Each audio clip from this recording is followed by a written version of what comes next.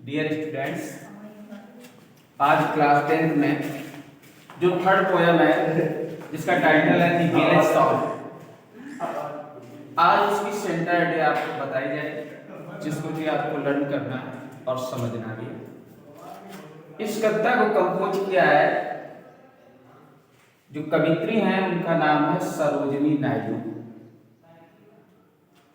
ये जो कविता है बेटा विलेज सॉन्ग, जैसा कि टाइटल से हमें पता चल रहा है कि गांव के एटमॉस्फेयर पर गाया हुआ एक सॉन्ग है, ये गीत है जो कि प्राकृतिक वातावरण पर डिपेंड करता है। इसमें कवित्री ने इस कविता को इन ए डायलॉग मैनर प्रेजेंट किया हुआ है, डायलॉग की स्थिति में, संवाद की स्थिति में, जिसमें दर्शाया है एक माँ है और एक बेटी है। जो माँ है वो जो मटेरियल थिंग्स है उनकी तरफ अट्रैक्ट होती है, आकर्षित होती हैं, लेकिन जो बेटी है वो नेचुरल थिंग्स की तरफ अट्रैक्ट होती है। माँ को भौतिक चीजें पसंद हैं, आकर्षित करती हैं, भौतिक वस्तुओं से उन्हें खुशी मिलती है, लेकिन जो लड़की है उसको प्राकृतिक वस्तुएं अपनी तरफ आकर्षित करती है। तो माँ अपनी बेटी को भौतिक वस्तुओं से प्राप्त होने वाली खुशी के बारे में बताती है कि सांसारिक सुख कौन कौन से हैं, क्या क्या सुख प्राप्त होते हैं।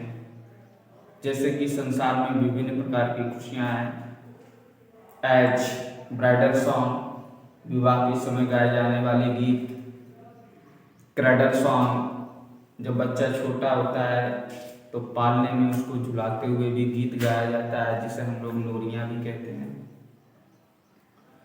And the time of marriage, विवाह के समय की खुशी के बारे में बताती हैं। और वो जो लड़की है उसको ये जो वर्ल्डली थिंग्स हैं अपीयर एज सारोफुल थिंग्स, वो दुख प्रदान करने वाली वस्तुएं प्रतीत होती हैं, क्योंकि वो लड़की जानती है कि जो वर्ल्डली थिंग्स होती हैं ये शॉर्ट लिव्ड होती हैं, क्षणभंगुर होती हैं, कम समय की होती हैं, और दीज एंड्स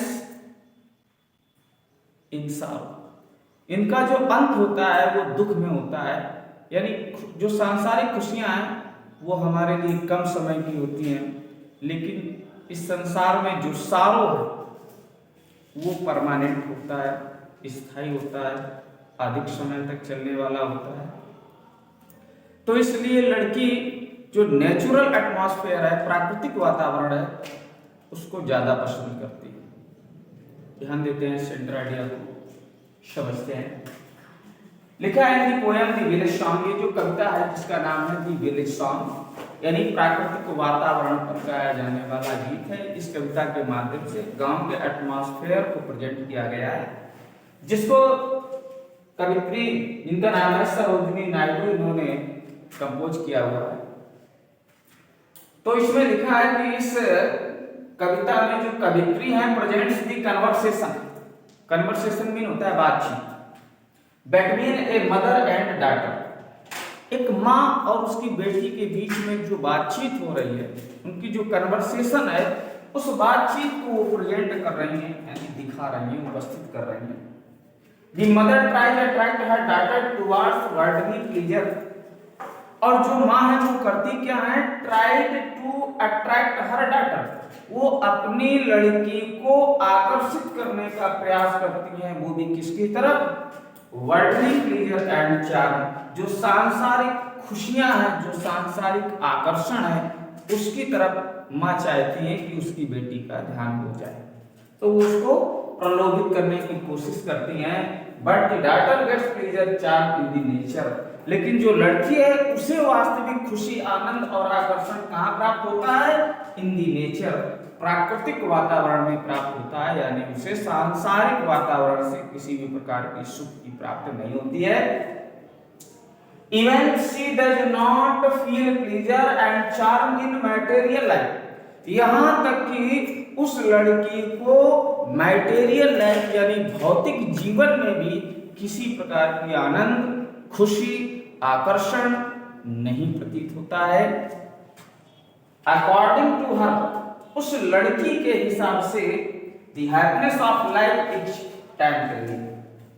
सांसारिक जीवन में जो हमें खुशियां प्राप्त होती हैं वो टेम्परेरी होती हैं, यानी अस्थायी होती हैं, अर्थात कम समय की होती हैं।